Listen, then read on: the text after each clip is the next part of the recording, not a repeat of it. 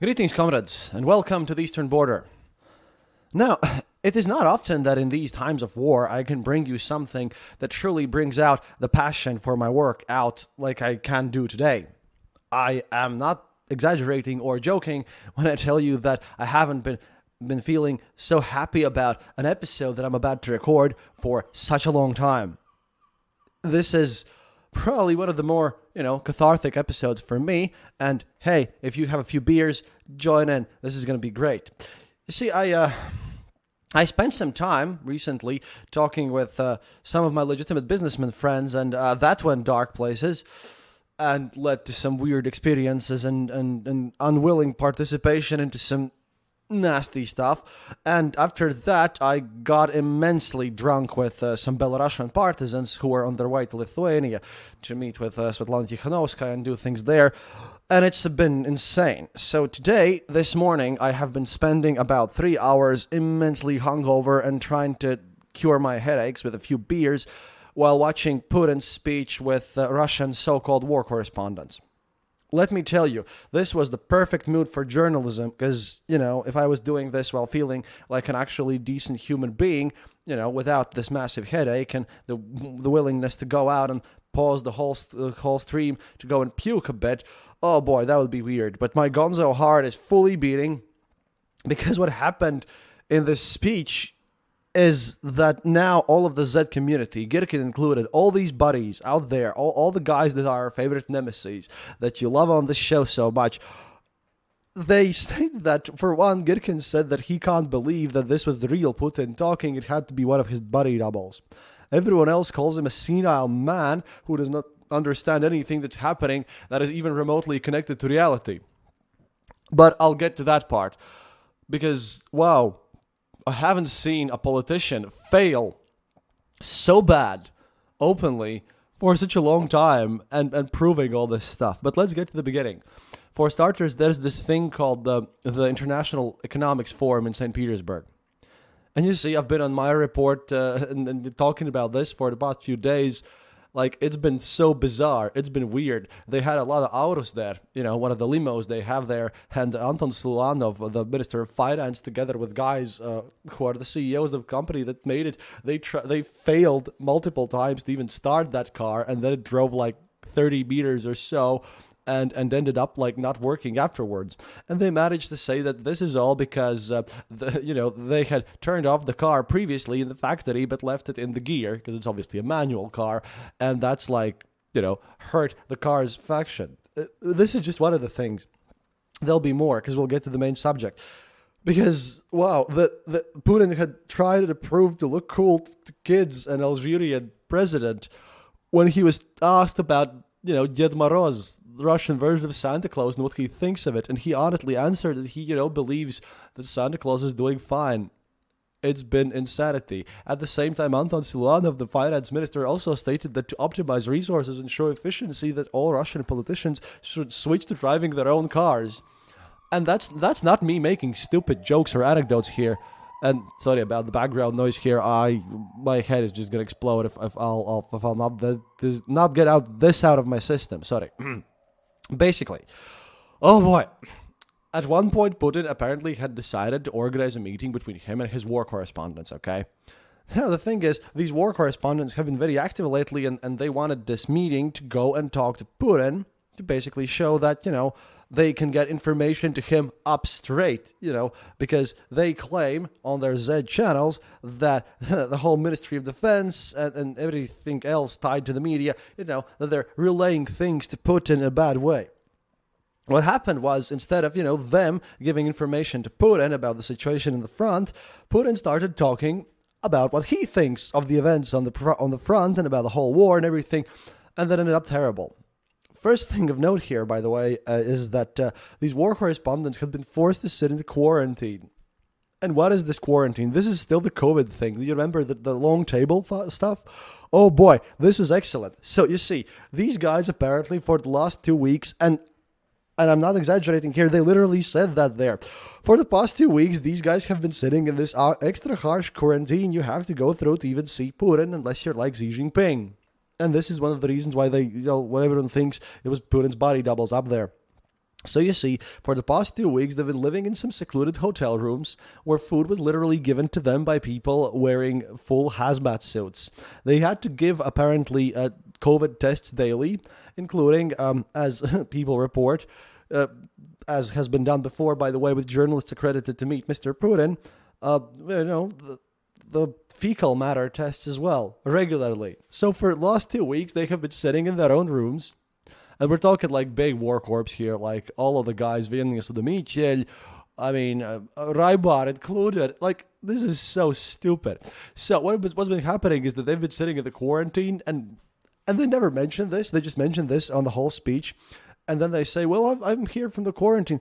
Look, at least I'm honest about what I am in Ukraine and I'm not in Ukraine. And these guys have been like promoting and retweeting and sharing all their stuff for the past 2 weeks, while sitting in their room and not even being honest about it and like lying about this, because even their location and the fact that they were in this quarantine, that was top secret too. I mean, think about how much you lie to your audience if you are not honest about what you do. And like if they had said, oh, sorry, we're in this quarantine, we're not in the front lines right now, we're not experiencing or talking with the fighters there or something, but we have our sources and everything, that would be an honest thing. You know, that's what I do, because I have my sources, but I'm currently not in Ukraine. I will be there soon enough. But they just blatantly lie about this and hide this fact from your audience. That's a whole mess. But then they truly got stunned. Putin was called a miserable worm and a senile person who has shown he has no plan of the war multiple times at this point. This is a matter of national shame. So what did he say about the plans? I'll get the quote out properly, because this is where the insanity truly begins. Get in, guys. This is going to be fun. So Putin was asked about the goals of the war. You know, what the big goals are and are they changing and what's happening. Like, what does Russia even want to achieve in this war?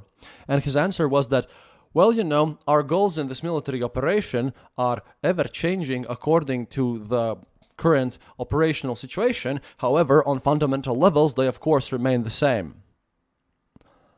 So the goals are ever changing, yet they remain the same, and he never even called one. No idea, no clue about what's going on. And what it seemed there, he also started like naming crazy numbers about the front, to the point that, you know, even these paid people who are literally paid to go on the front lines and do propaganda work and everything, even they said, you know, dude, it's a bit too much. Apparently, Putin honestly gets, you know, you would presume that he would get his sources from various, you know, he would get his information from various sources. But no. Apparently, he truly just watches Konashenkov, the Russian Ministry of Defense guy, who goes on the official screen and just spouts nonsense, you know. He's the dude who often quotes that there are more HIMARS destroyed than whatever is supplied to Ukraine and more Bayraktars than ever have been built. But this whole attachment and you know, connection to reality means nothing, because now we know for sure that whenever Konashenkov opens his mouth, it's just for this one dude, Mr. Putin himself. And the thing is, he truly does believe all that nonsense. He, for example, stated that Ukrainian counteroffensive is going super smooth for Russia and everything's achieved. They are, of course, winning everywhere. And then I don't even know how, and how can you do this and be so weird, he started quoting unreasonable numbers. He said that from 4th of June, when he claims counter-operation started, Ukraine has lost insane amounts of Leopard tanks and everything. Like, I know about the intensity going on there. It's like skirmishes now. The main line of Ukraine has not even involved itself into attack. And everyone on the War Corps side, even like on the pro-war Z side, even they know the fact that, yeah, Russia, like Ukraine has a lot of reserves. There's been like border skirmishes, small advances, you know, scouting by combat, all that good stuff. But Putin just managed to state that 360 armored trucks have been destroyed, 160 tanks, and then he started saying that they basically kill 1,500 or something Ukrainians per day. Like 1,500 dead in casualties. That's hard to achieve even when the fighting was hardest. And that was the most awful thing. And then he opens his mouth. And of course, you know, you can never even think that there could be the possibility that, they'll reach a new low. And then he opens his mouth and says, oh, well, obviously the defense is always, in a better position from the offensive side in this battle. And proudly claims, of course, the casualty rate between Russians and Ukrainians is 10-1 in our favor. It's very good that Ukrainians are so incompetent and losing 10 times more. Losing 10 times more soldiers to what? These numbers are unrealistic. They are just bizarre. It's kind of like if this intensity would have been going on for at least, 2 months or something, then both sides would have been bled out for a long while.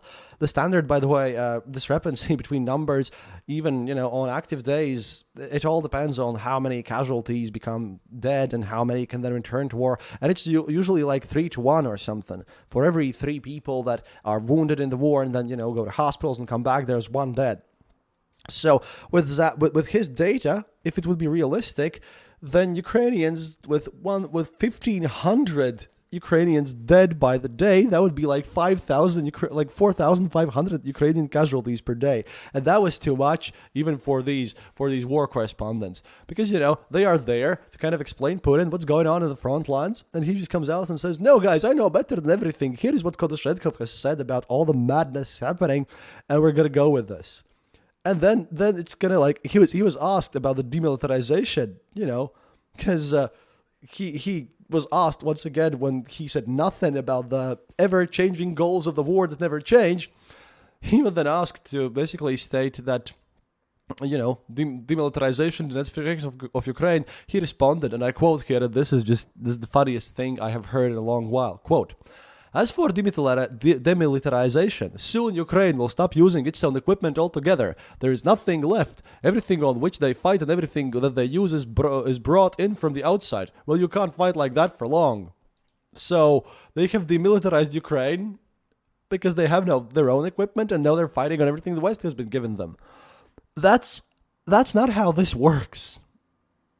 And Dmitry Peskov, Putin's spokesperson, elaborated on this when he was asked about this whole madness, because this has gone wild and become wild. And he stated, quote, "As Putin said yesterday, one of the tasks was to demilitarize Ukraine. In fact, this task has largely been accomplished. Ukraine is using fewer and fewer of its weapons, and more it is using weapon systems supplied to it by Western countries."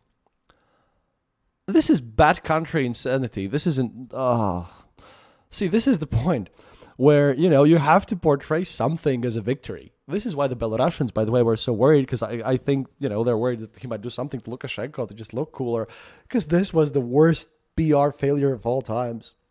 And of course, Putin went on and on about how Russian soldiers are winning all the time, all these casualties of Ukrainians, everything. He showed like he had no plan. He was asked multiple times about, how about mobilization? What are you going to do? And Viktor Salksnis and Girkin and everyone just reacted to this with laughter. Because Putin also stated that, in case Ukrainians carry out more attacks on our territory, then we shall have to create some sanitary zone. And all these pro-Z guys also just repeat, what sanitary zone, with what forces you refuse to mobilize? But Putin's reaction basically was about all the situation was, hey, we'll see how things go. Maybe mobilize, maybe not.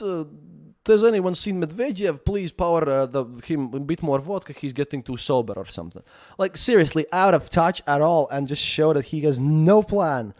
He's shown to be a weak leader. And, and he speaks about these glorious Russian victories, speaks like out of Kodoshenkov's mouth, and Kodoshenkov is the spokesperson of Ministry of Defense, who, like I said, is the guy who just lies all the time about everything. Russia is destroying all the tanks all the time, every day. Like one blast from a rocket and all of Ukraine's tanks are gone. Every day they destroy like bajillion of them. The numbers don't even matter at this point. And then for some reason, on the third hour, even through this situation, he goes into the worst tirade ever about how he's been deceived all the time. But that's the thing. He's talking to an audience of pro-war people. Like pro-war guys who are very much radical and to the right of even Putin, who think he's too weak and who claim that there are some mysterious liberals out there right out to get him and destroy Russia.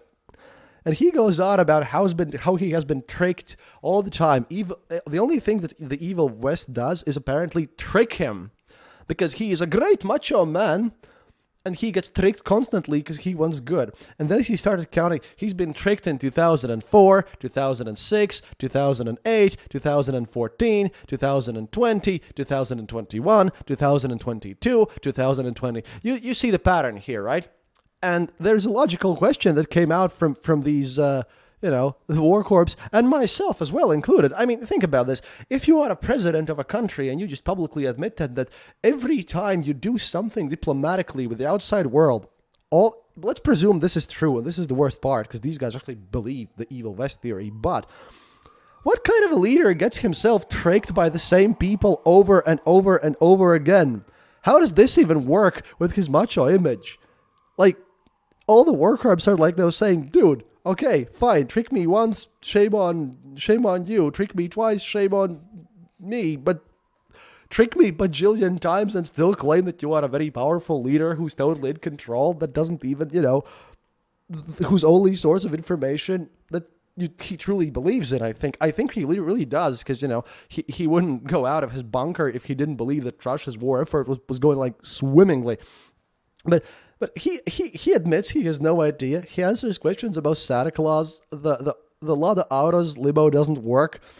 And then he says that, he's a very, very naive, trustworthy guy who can be scammed over and over and over again by the same people. I mean, hey, Western government, EU has a lot of issues, a lot of troubles, and I don't care what you think about the United States government. That's not my specialty. I don't judge anyone there.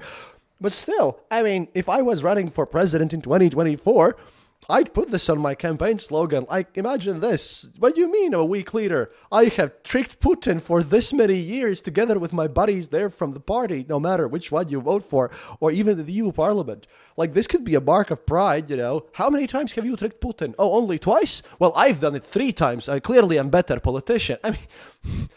This is insanity to the levels that, I don't know, I hadn't had such laughter. Of course, all the data he pulled out was, like I said, completely baseless, and he's just going there being optimistic, yelling at people. Oh, wow.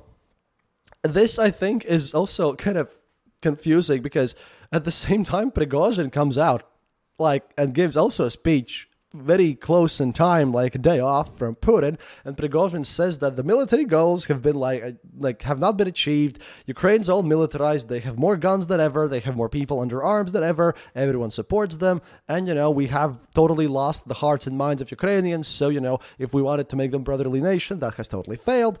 And then Prigozhin states that maybe a change of leadership is in order. And, that's a bit rough, and you'd think that Putin would say something against this, but he does not. I mean, he's just out of his bunker, and he's listening to his guys who are saying that everything is okay. This actually led to such an outrage among the Z people, the war corps, people who call themselves war corps, but they even lied to their own audiences, that I was just laughing for 3 hours straight. This is a senile man trying to pretend that he's cool and that he's the good guy, but admitting such public weakness. I don't know, Mr. Putin, maybe like Voyennoy Ugolok says in his Z channels, maybe Mr. Putin should retire to a countryside home and leave running the country to someone else. He's shooting himself in the leg, showing that he's a weak leader and has lost all touch with reality, while Prigozhin's making direct threats to him. And I'm just laughing here, because, hey, this speech and everything and all the outrage that it caused, oh boy. This is the direct path of Russia just internally collapsing, and it's just such stupidity that you'd hard to fathom. The takeaways are that Putin is not a strong leader, Putin has no plan, and no one knows what is going to happen soon, because Prigozhin might have a plan. We don't know, but he's going to have to fight with all the weird yes men that Putin has gathered. Amazing. Just best news of the planet Earth. So yeah. That's it for today. I'll go and laugh some more. I'll just pick up some more choice quotes as they are soon to happen, because so far this St. Petersburg International Economical Forum, SPEEF, by the way, SPEEF is also a nice way how to do things, has been a goldmine for me. Oh wow. At any rate, that's it for today. До свидания, товарищи. And please consider supporting the show by either becoming a Patreon on patreon.com/theeasternborder, or, just click the donate button there on my website, theeasternborder.lv. that would help out a lot. And as always, happiness is mandatory. And today, well, this has been a fun ride. До свидания, товарищи.